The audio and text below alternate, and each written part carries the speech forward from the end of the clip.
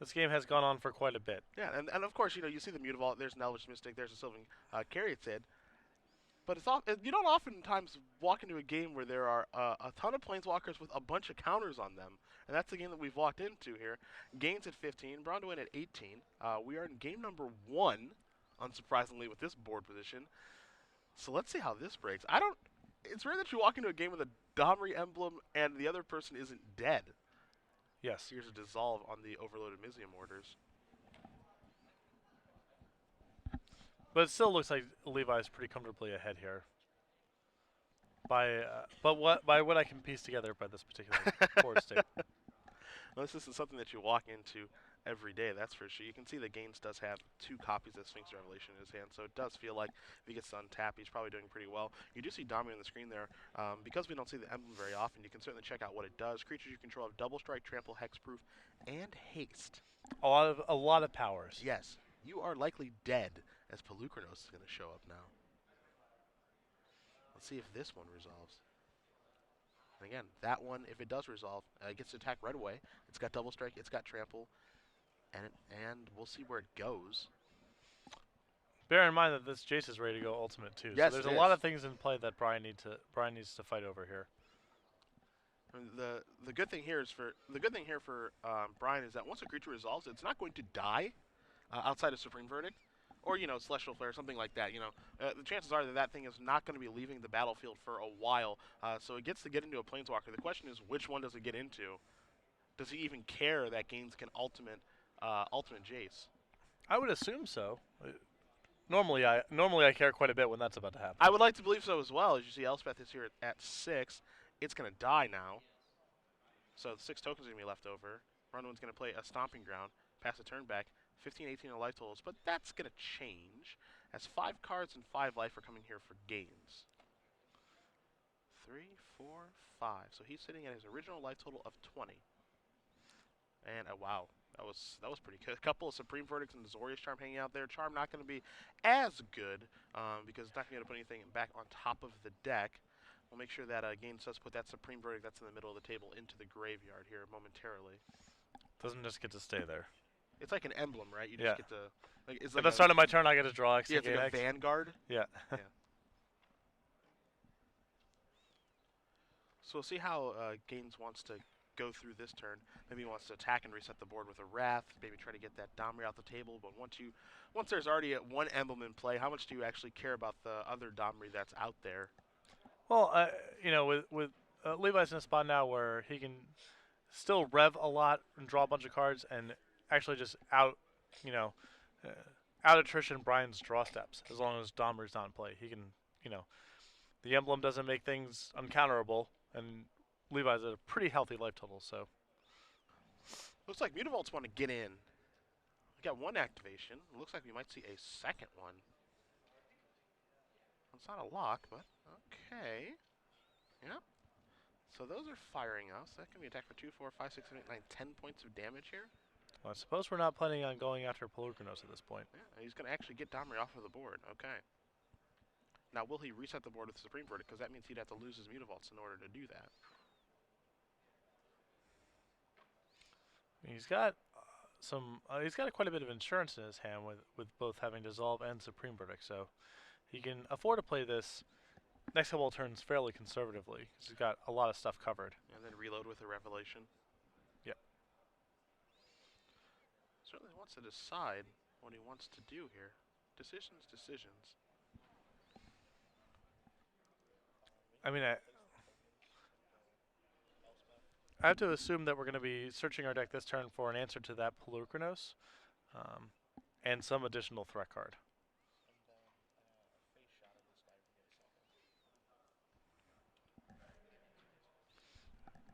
All right, just replacing some tokens here.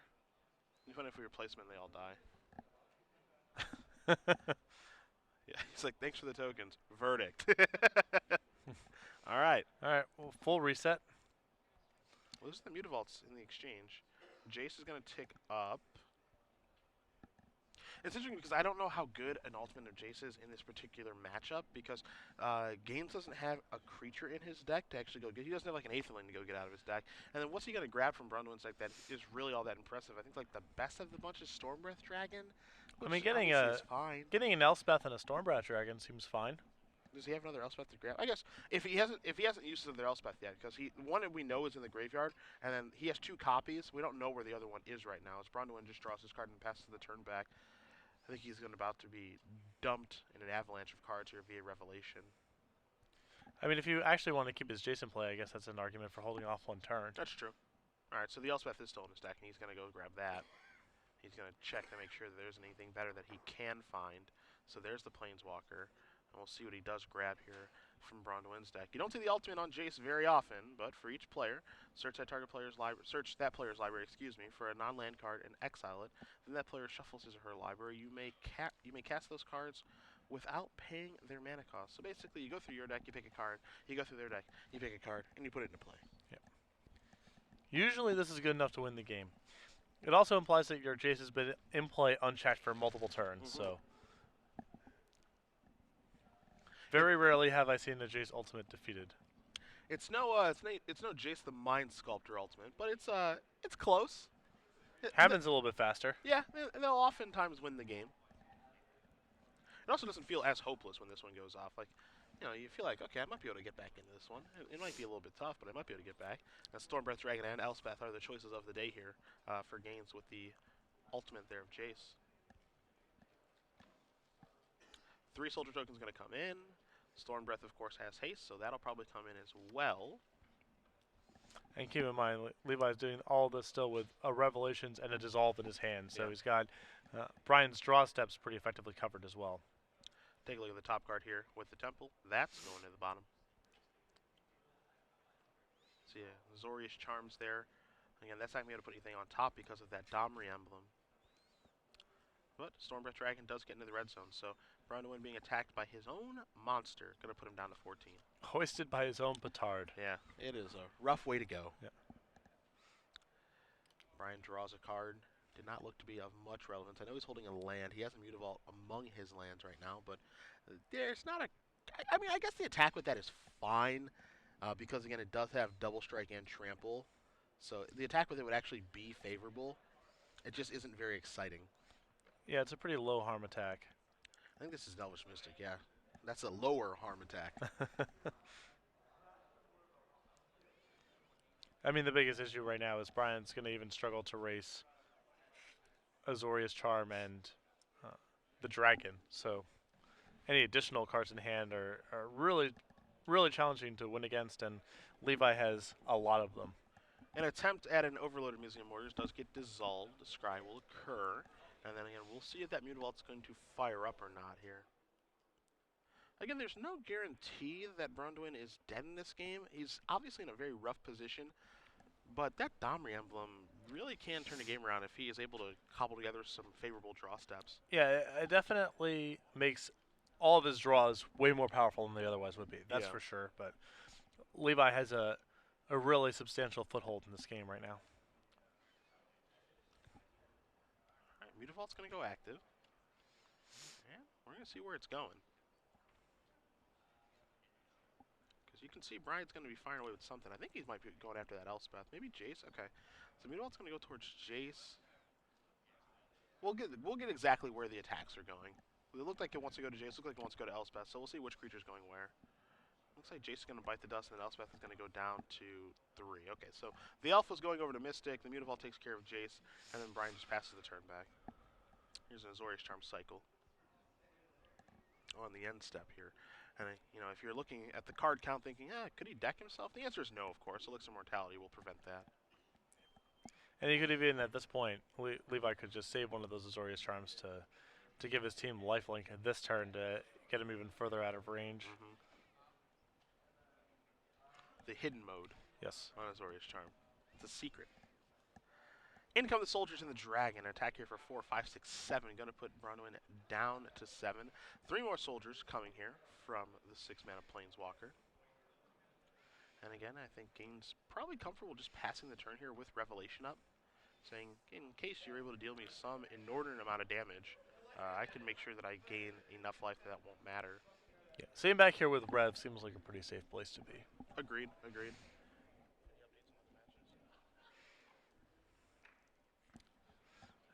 And so I assume, yeah, Levi just passing it back here.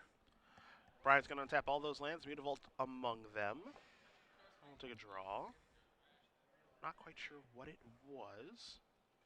We'll see momentarily. As Gaines does pull that Revelation to the front of his hand. It's a safe place to be. Like Brian's really in the squeeze now because he needs to threaten Elspeth, and yeah, there's no way to leave enough blockers back in that world. So I think he realized that too. There's just really no way to get out of that situation, which is strange to say that you do have a Domri emblem and unable to actually do anything to get yourself out of that situation. A really weird game that we cut into there. That's what kind of makes Magic great. You just don't really know how the games are going to go all the time. We cut into a game with a Domri emblem and a Domri on 8. Yep. 9. A 9? Yeah, and you would think, oh, wow, Brian is probably kicking his butt. It's like, no, you're getting crushed, actually. Yeah, it means the game's probably gone on for too many turns. Yeah. I don't know how you get to a game where a Domri Emblems and played another Domri's on 9, but Gaines was able to craft that position and win that game. So Levi Gaines is up a game here over Braun-Duin. Blue-White Control versus Green Monsters. We'll take a look at BBD's sideboard here, where we at least know Mistcutter Hydras are coming in. Yep, 4 Mistcutter Hydras. Those are easy includes. And a copy of Rorikthar seems excellent here. Agreed. As we saw yesterday on camera. The old all-spell deck. Against the all-spell deck. And Brian also has access to Destructive Revelry if he's feeling like he wants to fight over Detention Sphere. Okay. So that strikes me as pretty narrow. Take a look at Gaines' sideboard here really quickly. 1 copy of Blind Obedience, a Ratchet Bomb, 2 copies of Celestial Flare, a Python Needle, a Jace Memory Adept, 2 Gainsay, 2 Negate, an Aetherling, 2 Glare of Heresy, and 2 copies of Domestication. The Flares are going to come in to take care of the Dragons. I think that's a step in the right direction. Needle has a lot of uses in this matchup. Planeswalkers. Beautiful. Dragon. You got a lot of good options there, so I think that's going to want to come in. Jace Memory Adept, really expensive card drawing engine. I'm not entirely convinced that he's going to need that. Gainsay going to stay on the board, but Negate could come in here because Planeswalkers. Yes. A lot of choices. Aetherling, if Gaines feels like he needs a creature to be able to close the game out maybe a little bit quicker, go away from the approach of recycling Lex and Mortality and Revelations, and actually just want to close the game out with the hard-to-kill creature. Glare of Heresy not going to be used in this matchup. The Domestication, the creatures are much too big. Much too big. Yeah, to find use in this matchup here. So, not a lot of changes for him, but the cards that he is going to bring in, I think, are going to have an impact in their sideboarded games. Yeah, and that's often the way that these blue-white decks sideboard is. Their main decks are trying to beat everything through some counters and some Sphinx's Revelations. That's your primary game plan. And then the post-board games, you can get a lot more surgical about what you're trying to fight over. Quick update for you guys in other matches. We had told you a little while ago that Raymond Perez was up a game over Daniel Cato. Well, things have changed. Dan Cato does win that match 2-1, so he'll be playing against Owen Turtenwald in our next match in the semifinals. Andrew Shrout, green-white aggro, still doing it. Wins 2-0. Wins 2-0. He'll be playing the winner of this match here. So we saw Shrout make the top 8 of the Invitational in Las Vegas a couple weeks ago with the green-white aggro deck. Very innovative deck with main deck Skylashers, main deck Mistcutter Hydras. You often think of the Hydra as a sideboard card against specific decks, but Shrout has really liked this deck and has put up some nice finishes with it. Back-to-back top 8s. Yeah, and I mentioned multiple times on the broadcast yesterday, no Smiters. A Selesnya given for as long as it's been printed, and Andrew has decided to eschew those in favor of some more metagame-oriented creatures. So, obviously being rewarded for the changes he's made to that deck. And again, on the other side, we saw Turtenwald win pretty quickly against Michael Kenny playing Burn. So he'll be playing against, as we mentioned, Dan Cato, who, again, an old-school guy from Detroit, Michigan, owns a game store up there. If you follow Magic as long as I have, and it's kind of interesting because I played in that area from Cleveland, so PTQ'd up in Detroit. Seeing him at PTQs when I was much younger during my grinding days, and he was the guy that you didn't want to play against at Detroit PTQ because that's the guy who got 9th place at Pro Tour New Orleans with RDW. Were you at Pro Tour New Orleans? No, I was not qualified. I did go down there to hang out and to Okay. play in grinders, but I missed my flight. Ooh. So I ended up just hanging out during the week. It was my first of many tournaments where showed up and just sort of kicked it for the weekend. Ah, yes, those hangouts. Yep. That is infamously known as the Tinker PT, correct? Yep. That was one of the times that our team actually had a good deck. Oh, very nice, very nice. You It guys was not often. were you guys tinkering? We were tinkering. Antonino De Rosa was a big advocate for 4 main deck copies of Chalice of the Void, which Okay. was not an industry standard in that tournament, Okay. and that was what separated our list from the Tinker list, the other Tinker lists in the tournament. Now, Tinker is an interesting card here because you think of Tinker, and it's really funny because like for me, it's like, oh, Tinker and Cube, Tinker's busted in Cube. I don't think people really understand how busted Tinker was back then with the things that you could do with it. I mean, you could search for Memory Jar. I think was legal then. No, Memory Jar was not legal. Okay, so what were like some of the things that you were tinkering for? Phyrexian Processor, Okay. uh, the the mirror cube, the sack this and remove any number of artifacts from your deck to make it 1/1 for each. Mirror Incubator. Mirror Incubator. Okay. Uh, what were the other? Oh, you could get a Mishra's Helix and just lock them out of the game. Okay. That was a thing you could do. Okay. Um, Academy legal? no, No. Okay. it wasn't that. It wasn't that part in the Look, Stone I'm Age. just asking. I'm just asking, man. I was not at that Pro Tour. Mox Sapphire was not legal. Also, No. Okay, that's good. Black Lotus. no, it was not legal. You couldn't do that. Okay. Yeah. I think also people were playing like a Mana Severance Belcher deck at that tournament. Yep, that was Okay. a thing too. Okay. OSIP infamously lost. Oh, Belcher, that was the other thing that you could tinker for in some spots. Okay. Also, other decks we didn't have Belcher, but OSIP lost to 1,000,000 Belchers that tournament and was really steaming about it. I remember a local from Ohio had qualified for that tournament and had tested at the local game store with everybody, and he ended up going down there with The Rock. Good old honest Rock. Yeah, he was playing The Rock, and his deck, it had a lot of one-ofs. There was a Living Wish package. Nice. And I think I remember his game plan against people was to Living Wish for Volrash Stronghold and grind him down. Yeah, very common. In the Tinker Pro Tour. That's How do you think he did it that? One? Probably pretty poorly. if I Not had to so guess. good. Not so good. Yeah. At Pro Tour Houston, the one that Justin Gary's won, Okay. I was gonna play Blue Black Reanimator, the same list that our team was playing, which was the worst deck in the tournament. Ah, nice. Very nice. Fortunately / unfortunately, my deck was stolen 2 days before the tournament. So I showed up to Houston with no deck. Okay. And basically had to build the Rock out Okay. of Gerard's backpack. Okay. Like the green and black cards that Gerard Fabiano owned. That's the deck that I played in the Pro Tour. Oh, very nice. So if you want to see a real doozy of a deck list, Whew.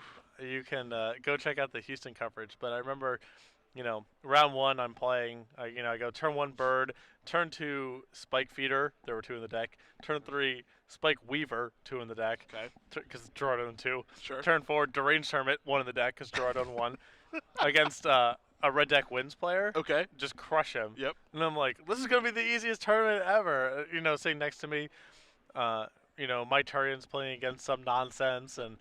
But then I got killed on turn 2 a bunch of times. And Justice prevails. my deck had 4 Mesmeric Fiends and 4 Pernicious Deeds, if memory served. I mean, this was not good. But It's questionable deck building at best. well, in fairness, I was constrained by the 500 or so cards that Gerard owned. 'Cause Sure. That's how I had to build my deck. That's fair. That's fair. I was broke and had no cards, so. Bringing it back to booth here for you guys as Baby D is using the restroom really quickly, so we don't want you to have to stare at that. Plus, it's kind of story time right now. But Kato, kind of bringing it full circle, I don't think that RGW was a very popular deck at that particular tournament. But no, I Rack and Ruin stuff was really going on. I wasn't qualified for that Pro Tour. I was playing Red Deck Wins and helping the team test. Okay. So I was our Red Deck Win player. And the deck was actually okay-ish against some Tinker decks. Obviously, being on the play versus on the draw mattered a lot, but there were some draws they got that couldn't function through a port or a wasteland. Mhm. But if they had any sort of monolith draw, you just lost the game. Sure. But the actual percentages on the matchup were not horrible for Red Deck Wins, and you could sideboard into Rack and Ruin or Fiashino Heretic or a number of pretty hateful cards if you want to go down that road. You can certainly go look up the coverage of Pro Tour New Orleans. That's actually kind of where I started following Magic, and back then I was. This is 2003, so I was 7. No, it was. I was 16 or 17 then, and to see the things that were taking place at that term, I couldn't wrap my head around what was going on. It's just like, oh, he got a Bosch Iron Golem play really fast. That's sweet. He Yeah, took all the lands out of his deck and activated Belcher with via Mana Severance. That's pretty sweet. that is pretty I sweet. could probably compete in this tournament. No, Yeah. no, no, no. The Sylvan Caryatid is going to come into play here for BBD. There's a hollowed fountain there for gains, so see how this game plays out. If it's going to be anything like the first one, as Brian's going to roll up his sleeves, maybe it's time to Xenagos. maybe That's it's a time to roll. get into the kitchen. Yeah, That's a roll up the sleeves. That rolling up the sleeves. That means that Xenagos is coming. absolutely. So there is the Reveler. I think we're going to have a Satyr token show up here momentarily and get into the red zone. Time to do some work. I was going to say, yeah, it's time to do the dirty work here. Give me a Planeswalker, give me some Satyr tokens, and let's get into the red zone. An attack for 2 is going to put Gains down to 18, but you do see Gains in his hand. He does have a Detention Sphere to take care of that Planeswalker. Not sure if Brian has a copy of Destructive Revelry in his hand right now or not. Yeah, but even for, this is the kind of game that Brian wants to play where Levi is forced to tap out and respond on his own turn, Yes. opening up windows for Brian to resolve future spells. And Brian draws another Planeswalker for the turn. He does have Chandra Pyromaster in his hand now. So a card that I think is going to end up seeing a lot of play at some point over its shelf life. It's starting to make its way in sideboards right now, and it's certainly good in this matchup. Not great, not as good as Xenagos, not as good as Domri, but it does have its functionality here. It's more pressure that doesn't play into Supreme Verdict, which is the real thing that Brian's in the market for here. Brian going to cast Destructive Revelry, so he does have the Trump to Detention Sphere. Gaines is going to take 2, and it looks like he's going to end up taking 4 from attacks as well. Maybe even a Mutavault getting into the red zone here. Yeah, I mean this board almost forces a Supreme Verdict on its own. I agree. And leaves Brian with a lot of leftovers. One of the better naturalizes ever printed here in Destructive Revelry. Let's see what else Brian wants to do on this turn. He's going to drop the Elvish Mystic. He's going to tick up the Xenagos. That's going to be 3. That's going to be 4. There's a Chandra. So now he's got 2 Planeswalkers Wow. to play. That's a really, really impressive turn there. Chandra is going to go to the Dome, deal 1 that way. Satyr can come across 2, and immediately Gaines is in a lot of trouble. And we brought this up a couple times. The Monsters deck, when it has a Mana Accelerate, is kind of a different animal than the games that it doesn't. Yes. This is a pretty good board to have on the 4th turn. Yeah, I don't know if it's correct to mulligan to Mana Accelerants, but it almost feels that way because you just have such a different deck when you're accelerating into... I mean, look what he's been able to put together on turn 4. This is through a Detention Sphere. Yeah. It's really, really impressive. Well, the problem is the deck's got... The mana of the deck is not great, and you also need to have enough threats to impact things, so you can't be mulliganing too aggressively, but I do agree there are times where it just feels like the deck is so different when it has an accelerant versus when it doesn't that you should be searching. Jace Architect of Thought's going to come into play. That's going to tick on up to 5. So the creatures get a little bit weaker. The question here is how much does Brian actually care about that Jace? Does he even care about attacking that or just building a better board and just getting to the red zone with Gaines sitting at 13 right now? Well, I'm fairly sure this turn he has Garrett Caller Beast, which he can cast through his Xenagos if he's feeling so inclined. I think you want to pressure Jace with whatever you have kind of left over. And, it's better to attack Jace than to be dealing a couple extra points of damage here, but it's definitely not a huge priority for Brian to get Jace off the table at this juncture. Yeah, getting Garrett on the table is certainly appealing right now. Having 3 Planeswalkers, generating that much card advantage a turn, almost feels like a no-brainer, but we'll see what PBD does want to do. He's going to start by the Satyr token, and now we'll see a Gorkland Rampager. Blood Rush, that's going to be a 6-power attacker, actually 5 because of the Jace -1 effect, but that'll be enough to get it off the table. And now, Brian going to, looks like he's going to be ticking up. So that'll be 3, 4, 5, 6. Ring, ring, ring. Caller the Beast is here. Sure. It's just No big deal. It's just an average draw. Okay. Yeah, Gaines is just going to concede the game. As Brian felt like he was comboing there. His draw was absolutely fantastic that game. My goodness. Yep. He's going to even it up here. And that's the recipe that Brian needs in these games is acceleration to Planeswalkers. He can only be so all in on creatures because of Supreme Verdict, random other removal that Levi has access to, but the games where his Planeswalkers are able to stick, he's got a pretty huge edge. Because the Planeswalkers not only are not playing into Supreme Verdict, they're also as good at threatening Levi's life total as the creatures are, and they're not playing into Supreme Verdict. So um, you can see Brian's sideboard plan involves being more Planeswalker oriented with additional copies of Chandra, and in that game, Levi had a Supreme Verdict in his hand that really didn't do anything. No, not at all. I mean, he did deploy a Jason. Even if he had chose not to deploy Jason, it chose to cast Supreme Verdict instead. I still think he's in a terrible situation. Yeah, I mean, Detention Sphere into Jace is not a bad curve either. No. Not like he didn't do anything. Yeah, it's not like it was a bad keep. It was that Brian's draw was absolutely insane. So you see both players shuffling back up here. Not sure if they're going to go back to the sideboards or not. They do look like they're happy. Again, both players do have access to each other's deck list as they are given to each player in the elimination round. So no more surprises here. Maybe a surprise on how a player does sideboard, but you'll know the 75 cards that they have access to in the games that you play. I mean, if you're in Levi's position now, you've seen Destructive Revelry. You see Brian's not going back to his sideboard. Do you consider removing your Detention Spheres? I don't think that you can. It's just too powerful of a card in the matchup, and you just have to hope that things line up appropriately. Maybe Brian doesn't draw one because he doesn't have any manipulation in his deck. He only has 2 copies of Revelry in his sideboard. Sphere is so powerful at taking care of Planeswalkers, I can't imagine boarding it out. This is all true. I'm always just too enticed when the opportunity to strand my opponent with dead cards presents itself in sideboarding games. Sure. I'm willing to go through some serious hoops to make that happen. So, if I were in Levi's seat, I would strongly consider going back to the board and seeing if there's any way to present 60 cards that are reasonable that don't involve any enchantments or artifacts. But like you said, since they're his best answers to Planeswalkers, which are Brian's best cards against him, he's sort of committed to leaving that stuff in, even though he's aware that Brian has Destructive Revelry. I find it really interesting, too, because, with Attention Sphere, there's no arguing how powerful that card is, and it's a card that really does hold the blue-white decks together to be able to move from the early to mid-game into the late game, which is where they're at their best, resolving large revelations, casting Elspeth, and everything else that they do. But a lot of the time, especially when they're playing against a deck like this, you just always think about how great Planar Cleansing is against a deck like this, but you can't play a deck that has Planar Cleansing and Attention Sphere in it for obvious reasons.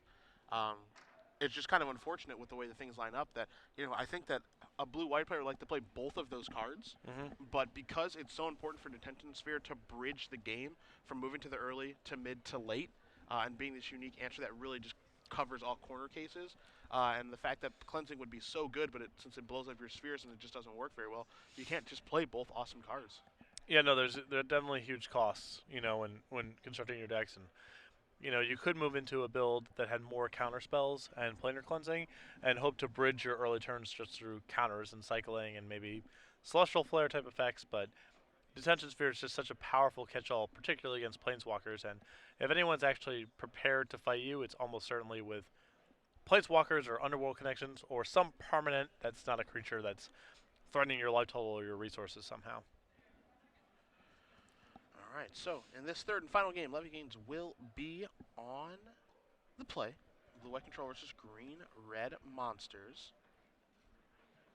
We'll see if BBD can put together a draw like he had last time. Again, you can see the difference with Man Acceleration. Man Acceleration is even more important on the draw, I would argue, than on the play. So we'll see if he's able to find some of that for this particular game as both players are laying out their opening hands. Yeah, and since he's already behind on the back foot, it is really important for him to get out of the gates as fast as possible. All right, it looks like both players happy. Game 3 underway here with a tapped Howled Fountain for Gains and a tapped Stomping Grounds here for BBD. See a Zorius Gilgate here for Gains, pass the turn back. See if Brian does have an acceleration on this turn. He's just going to pass the turn back. So there is a Xenagos hanging out in his hand, but he's off to a much slower start, which I think favors Gains because he's not underneath any pressure at this point. Yep. He can basically resolve a Jace, which he does have in his hand, and not worry about it dying, which is a good feeling as Braun-Duin is going to play just a mountain and pass the turn. It doesn't appear that way on the board, but I believe that Brian's already in a ton of trouble the way this game is starting. I agree 100%. Not getting onto the board here. Allowing Gains to just kind of get set up and play a Jace with nothing out there on the table. Jace is going to move up to 5. Braun-Duin's going to take a draw. Does have a Mistcutter Hydra in his hand. Can't play a Xenagos on this turn since Gains' shields are down, but he's got to get to work here. He's got to get some things on the table. I don't expect an explosive draw like we saw last game because I feel like that's kind of the minority. But he needed a little bit more than this, which Xenagos at least a good start. Yeah, I mean, Levi's already getting to the point where he can land Elspeth shortly on a fairly uncontested board. So Jace ticks down to 4. Temple of Silence is where Gaines is going to start. Take a look at the top card, put it back, so he's happy. Jace going upstairs. So Cumberstone effect, is in play for this particular turn, as Braun-Duin will take a draw step. What a reference. Thank you. Thank you very much. I would have gone with reverse Urkish Oriflame, perhaps. I was trying to out old school you, but I don't know. Cumberstone's quite. I don't know what that card is. It was an alpha. Yep. It was really good with Elvish Archers. Look it up. Patrick, it's 2014. I don't know if you know that. And I'm not looking that up. See how Brian wants to go through this turn. He has not played a land yet, so there's his 5th mana. Now here's a Storm Breath Dragon. So basically forcing Gaines to have a counterspell, because this card is actually quite difficult for blue-white to get off the board if it doesn't counter it. So the Dragon's going to come over here along with the Satyr token. So this is going to attack for 3, 4, 5. Azorius Charm can take care of one of the Satyrs. Not the best use of Charm because I'm not denying a draw step, but now Jace is down to 1. And now what this does is it forces Gaines to have either a Verdict or Elspeth to get the job done. But even casting Elspeth and minusing it right now is not very good, because then it's just going to die to Xenagos. Yeah, I'm a little surprised to see Levi fight over the Elspeth that turn, to fight over the Xenagos token rather that turn, as it seems really hard for him to protect his Jace going forward. There's your Verdict, going to clear everything up. Now again, don't forget, Brian does have copies of Mistcutter Hydra in his hand right now that he can use to take care of that Jace if he decides that's what he wants to do. Gaines does just have 1 untapped mana, doesn't represent very much, maybe a cycle of Quicken, that's just about it. You see his hand right now, he does have Celestial Flare, he does have that Elspeth and a land. Xenagos token is going to come into play. Braun-Duin's going to cast another Dragon. He's going to get the attack on, get rid of your Jace and attack you for 1 after the Cumberstone effect does take place. So Gaines going to take a little bit of damage here, but now this is really going to tax that Elspeth, because he's got to minus it to take care of the Dragon, because it's very difficult for the blue-white deck to get it off of the board. Detention Tree obviously not going to do it. Azorius Charm not going to do it. So Elspeth has to do a lot of the work here, but if Elspeth does come into play in minus, it's going to die the next turn. And this is why, if I was in Levi's position, I don't think I would have Azorius Charm the token last turn. It just seemed better to cycle in that spot.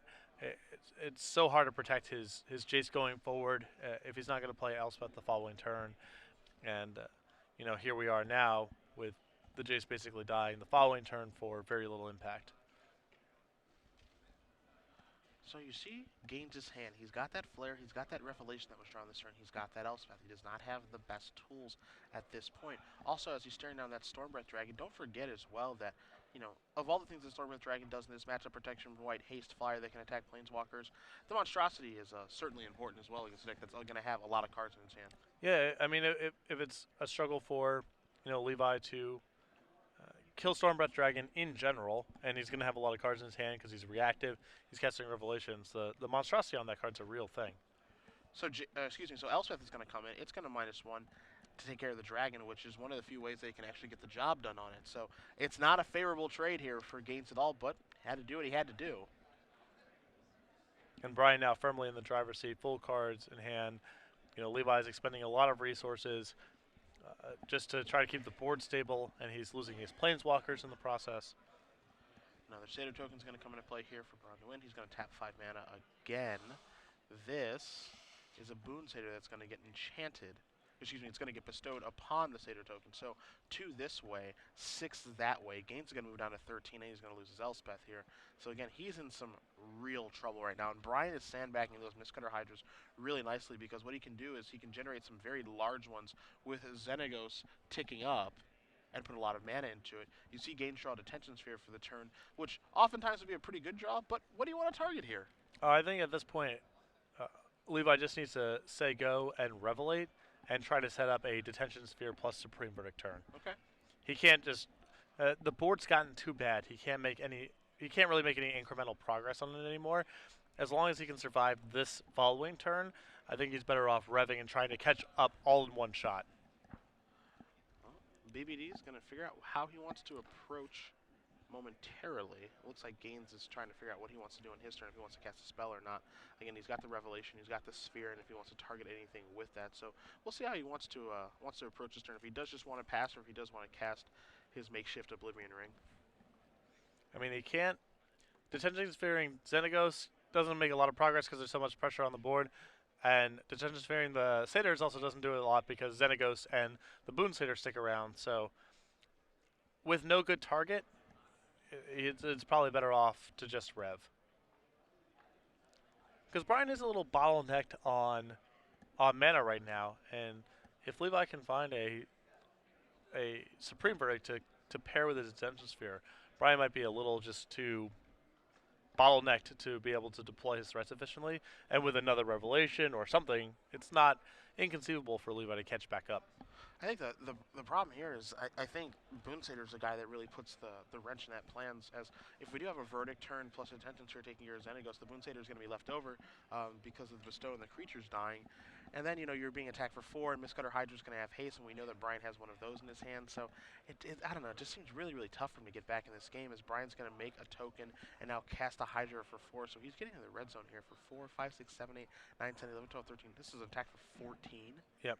And I think that, I mean, now this definitely just forces a Rev. Yeah. Which I'm sure Brian knew that was coming, and he doesn't really care. Given how long Levi took on his turn and eventually said go, I think Brian was able to deduce that he was debating between revelating or doing something to the board. So cards to the grip here for Gaines. You can certainly see how much difficult things get after sideboard here for the blue-white control deck. I mean, just Xenagos resolving was that. I mean, that's the whole game. Yeah. It's just really, really bad news. And part of the reason that, in the deck tech with Chris Vanimeter, which you guys can see on our coverage page about this deck, where he's just felt that Xenagos is one of the best cards in this deck, criminally underplayed at this point, is just look how much of an effect it has had on this game alone. Yep. It was his first play of the game. It has not left the table, and it has created this gigantic mess that you see here. And now, Levi can survive the turn by Detention Sphering the Satyrs and then playing Supreme Verdict, but then any sort of additional leftover kills him. Because he's at 3 and the Xenagos is still in play. And we know that Braun-Duin, I believe, has another copy of Mistcutter Hydra in his hand, so. And that's what you're going to see. You'll see D-Sphere. It's going to take care of the Satyr tokens. And now Verdict's going to clean this stuff up. And I wouldn't be surprised to see here a quick flash of a Mistcutter Hydra here from Brian. Yeah, he's going to untap quickly and confidently, draw a card, slam down a Mistcutter Hydra that's uncounterable, and Gaines will extend the hand. Brian Braun-Duin, number 2 in your leaderboard race, is going to move on to the semifinals here. He'll be playing against Andrew Shrout in the semifinals here. Green-Red Monsters, we got 2 of them in the semis. Pretty high-profile matchup coming up, too.